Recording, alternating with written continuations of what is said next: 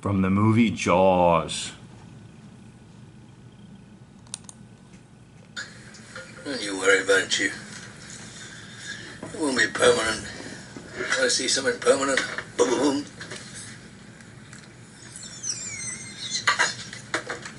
Hey, look. You want to feel something permanent? Just put your hand underneath my cap.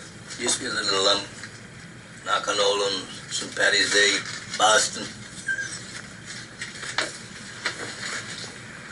I got that beat. I got that beat.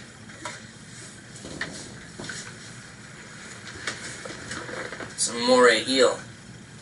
Bit right through my wetsuit. Well, nope, now, listen. I don't know about that, but I entered an arm wrestling contest in an Okie bar in San Francisco. You see this? Now I can't extend that. You know why? Got to the semi-final. Celebrating my third wife's demise. Big Chinese fella, he pulled me right off.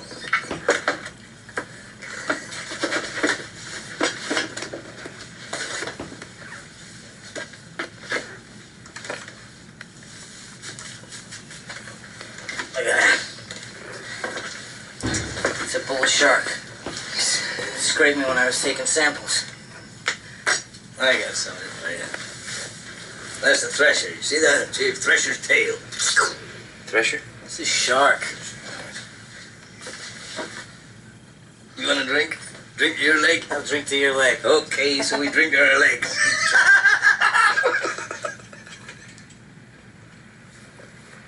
I got the creme de la creme. Right here. Hold on. Hey, see that? You're wearing a sweater. Right there. Mary Ellen Moffat. She broke my heart.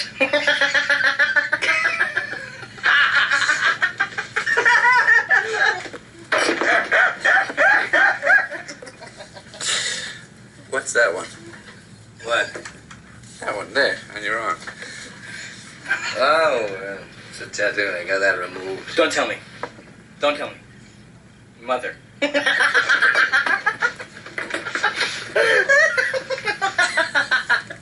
What is it?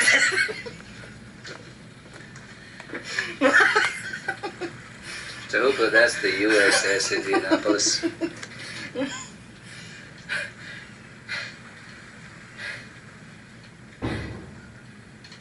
You were on the Indianapolis? What happened? Japanese submarine slammed 2 torpedoes into our side, Chief. It was coming back from the island of Tinian to Leyte. Just delivered the bomb, the Hiroshima bomb. 1,100 men went into the water. Vessel went down in 12 minutes. Didn't see the first shark for about half an hour.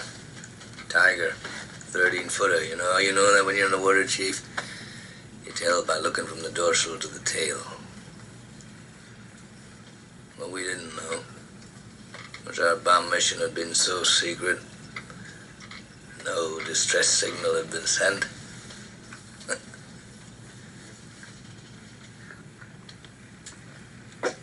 They didn't even list us overdue for a week. Very first light, Chief. Sharks come cruising. So we formed ourselves into tight groups. It's kind of like old squares in a battle, like you see in a calendar, like the Battle of Waterloo, and the idea was, shark comes to the nearest man, that man he starts pounding and hollering and screaming. Sometimes the shark would go away. Sometimes he wouldn't go away. Sometimes that shark, he looks right into you, right into your eyes. You know the thing about a shark, he's got lifeless eyes, black eyes, like a doll's eyes. When he comes at you, he doesn't seem to be living until he bites you. And those black eyes roll over white, and then you hear that terrible high-pitched screaming. The ocean turns red. In spite of all the pounding and the hollering, they all come in, they rip you to pieces.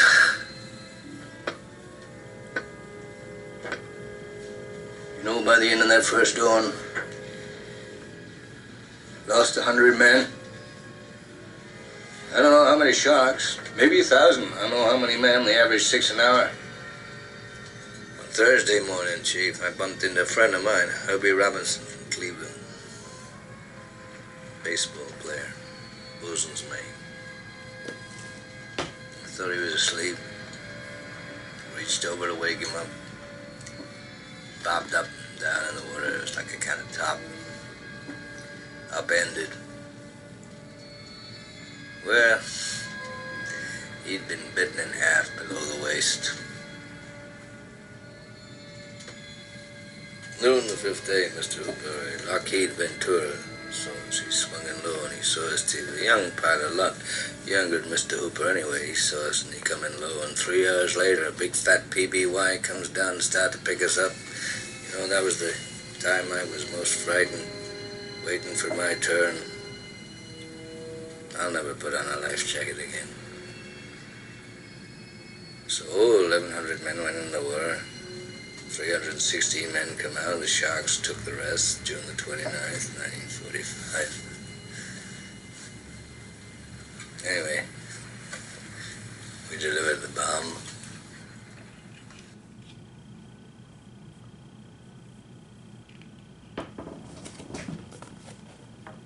Okay, so You ever wondered what actors and actresses do when they have to get in shape really fast for a movie? Because I can promise you, it's... I apologize for the commercial there. So we're going to put this up.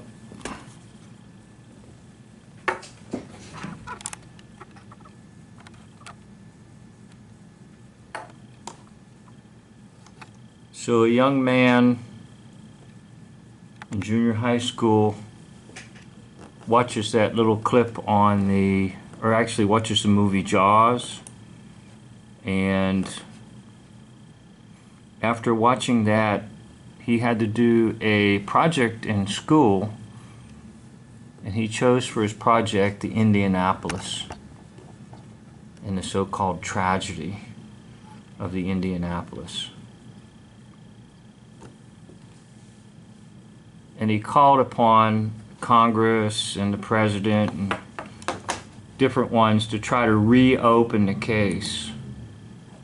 Now what happened was that the Indianapolis supposedly got torpedoed, and it was in cold waters and no one knew where it was, and all the men abandoned ship and they were just floating around in the water for the sharks to get them. Later in life, the captain, McVeigh, is tortured and tormented, and he will commit suicide because of this great tragedy of the Indianapolis. It's all a bunch of bunk. Well, let's watch another video.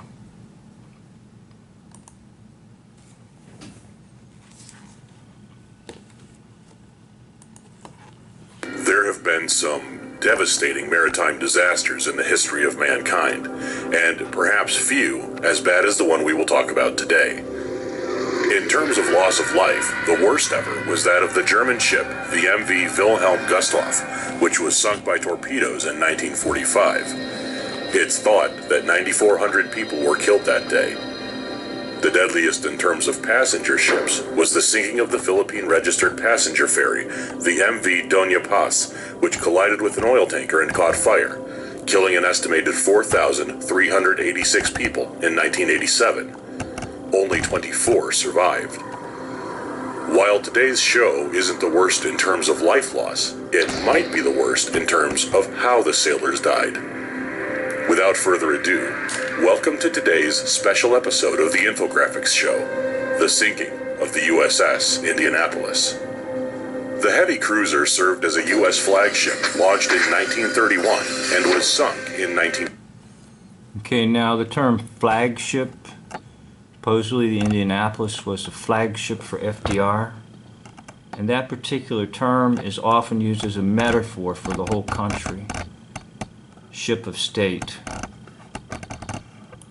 So that term in and of itself comes from the book called The Republic by Plato, And if you analyze the term in the Republic, you'll find out it's just a metaphor, and basically everybody that's on the ship don't know what they're doing. And if you apply that concept, you'll realize that, basically speaking, Indianapolis didn't really exist. Now, it may have existed as a physical structure, but all these so-called missions and all these so-called events that happen are just media atrocities. In other words, they're created on paper and on film, but not in, quote, reality. So I should give credit here to the infographic show. That's who we're listening to. And I'm sure he wholeheartedly believes all this.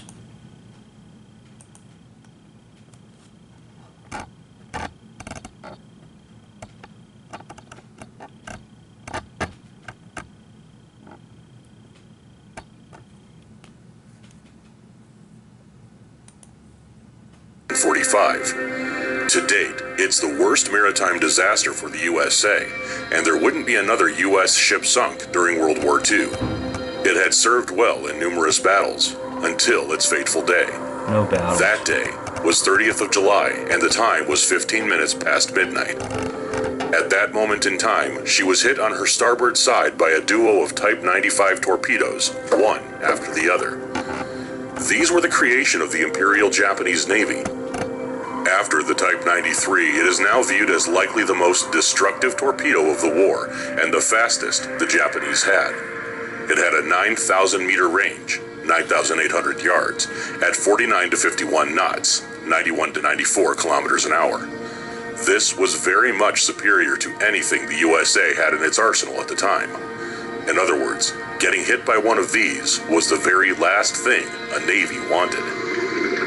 It was fired by the Japanese B-3 type cruiser submarine, the I-58. After causing considerable damage to two destroyers, her greatest triumph is what we are discussing today. She only retired on September 2nd, when the Japanese surrendered. After the initial hit, it's thought it took about 12 minutes for USS Indianapolis to go down, putting it up. Notice 12. Reverse the 2 and the 1, that's 21, that's 777. Triple Zion. Abrupt end to her intended journey from Guam to the Philippines. Swish this sour liquid in your mouth before bed to regrow teeth and gums while you sleep. Scientists at the National Institute of Philippines. Its thought around 1,199 crew ended up in the waters of the Pacific. Okay, Around 300 crew. 1,199. There's your 9/11. Twice 9/11 code, which is a death code, by the way. Died quickly as they went down with the ship. Because it sank so fast, there was no time to send a message to the U.S. Navy, and that meant that nobody besides the enemy knew what had happened. One of the survivors recounted what happened to him once the ship was underwater. I never saw a life raft. I finally heard some moans and groans. That's right, because he's just in his house fantasizing a story. Nothing happened. Nothing. As Dave J. said over and over, nobody died, nobody got hurt. And yelling, and swam over and got with a group of 30 men, and that's where I stayed. Now watch how the number 3 just keeps popping up over and over again.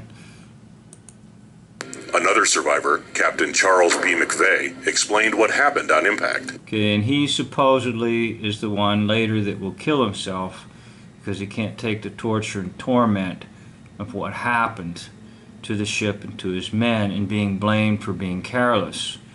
Now the boy that did this research, or the actor, let's say, for this book here, Left for Dead,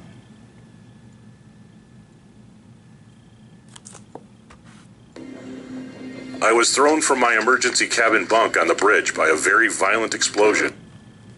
he was moved by the story about the captain killing himself, and supposedly the young man that did this book looked into this and said, oh my gosh, the naval records indicate that they knew that the Japanese were in the area, and they never notified Captain McVeigh. So Captain McVeigh is not guilty of anything. They should have notified him. You see how the web is created, the spider web? It just keeps spinning and spinning the yarns, and it makes a big web.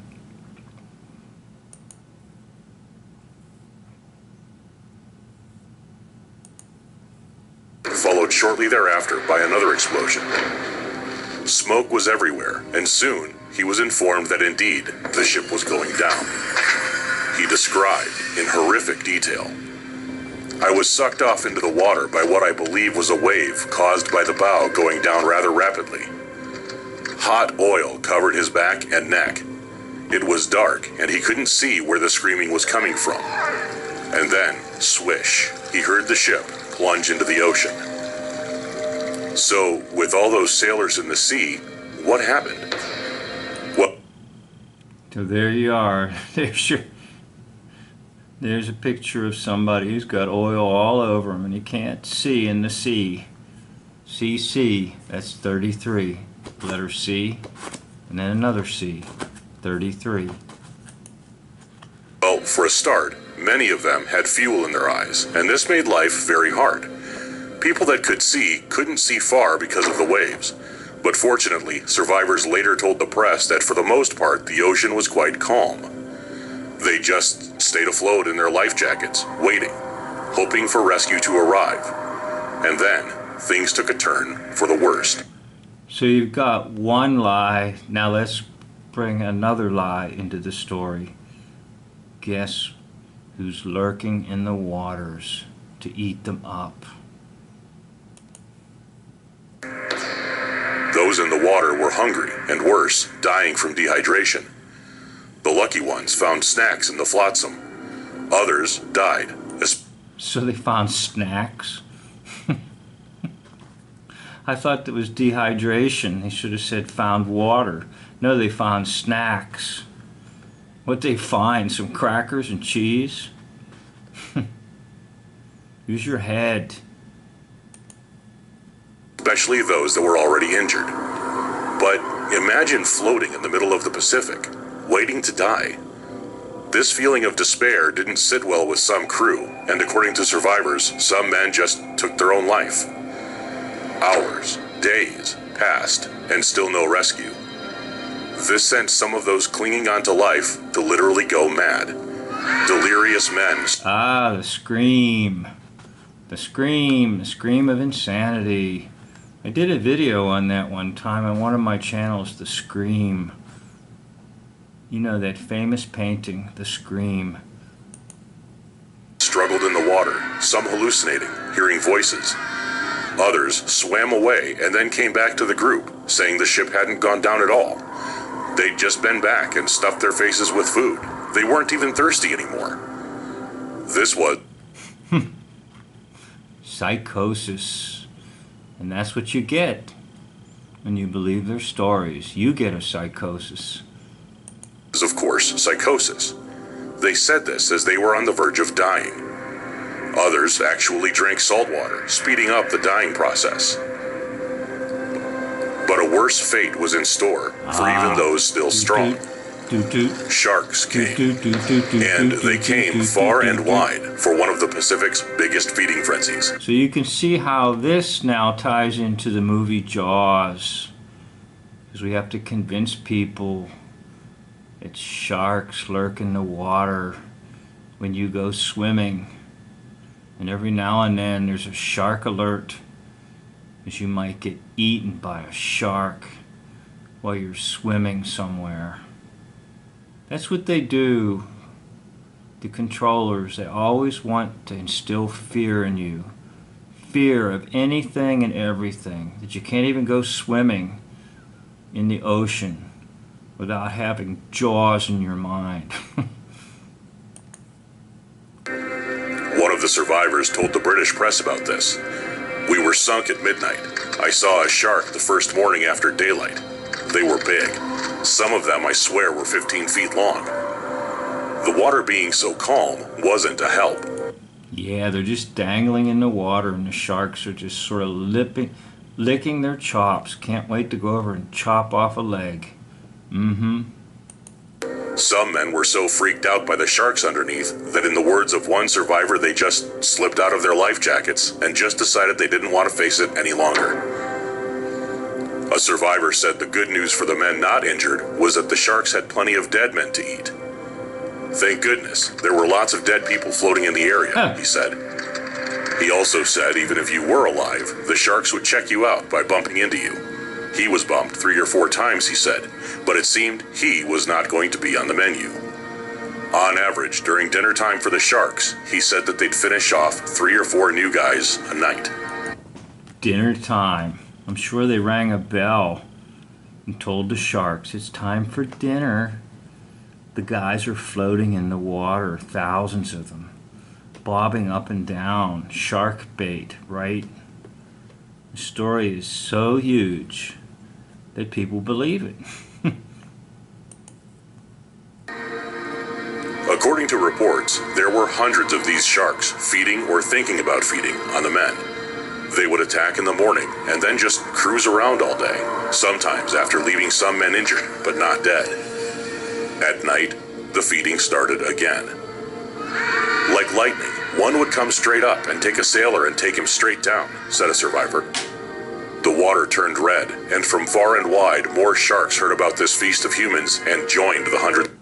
Yeah, the water turned red. I can imagine that, bobbing up and down in the ocean. And now I see red water because there's blood everywhere. Of other sharks. To date, it's said this is easily the worst case of shark attacks in human history. But according to one book on the matter, In Harm's Way, some men refused to die, and in moments of levity, they would place bets on who would die next and who would survive. Yeah, that sounds like a real good thing to bet on, right? That's a lot of fun. Why don't you try that the next time you're in the intensive care unit in a hospital? Why don't you see if you can get a little bet game going? It's who's going to die next. Maybe you can include the nurses and doctors too. It's insane what they're telling you. Others shouted to the heavens, making promises with God that they would be good forever on if he allowed them to survive the ordeal. 4 days after the sinking of the USS Indianapolis, Well, some did survive, and they tried to tell their lies to the rest of the world. And they're all just in the cabal system. They know how to lie. And they have the spirit of lying in them. And they are empowered by the father of lies. The surviving men were spotted from the air by the crew of a Lockheed PV-1 Ventura when it was on a patrol route. First, some men were bravely picked up when a U.S. Air Force pilot landed his PBY Catalina plane down in the ocean, and later, the destroyer USS Cecil J came to pick up the other men, some on the edge of death from injury and exposure. Of those that did survive, some 317 men, many suffered from post-traumatic stress disorder when they got home. But as 317, add that together, that gives you 11. Remember, it's a 9/11 code. Death, meaning death. Whether it's real, R-E-A-L, or real, R-E-E-L. And this is R-E-E-L, death. German philosopher Nietzsche said, "What doesn't kill you makes you stronger." Many of these men were telling the story of their survival into their 90s. As for the ill-fated ship, thanks to Microsoft co-founder Paul Allen, who sent a submersible down to video the wreckage in 2000. Oh, isn't that something? Microsoft founder. Can't wait to go down and show you this whole deal, the Indianapolis. And probably there is a ship down there called the Indianapolis, and it was just sunk because it was a piece of junk. just like the USS Arizona, piece of junk. It was just sunk so that it could have good film footage. 17, the world was treated to views of the ship lying on the ocean floor. Do you think you would have survived? What would you have done in that situation? I'll tell you what I would have done. I would have said, stop the filming. Turn the cameras off. I want out of this film because you're all a bunch of liars. So back to this book here. This dude here supposedly made a report for his school, and it brought national attention to the whole story again to try to relieve Commander McVeigh because he was cited for negligence, and he really wasn't negligent. The one that was negligent was the entire U.S. Navy because they didn't notify him. The Japanese were in the area, and possibly the submarine could be sunk. Now, the Indianapolis was famous supposedly for helping to deliver either parts for the atomic bomb or the atomic bomb itself in the Pacific Islands, in the island of Tiananmen.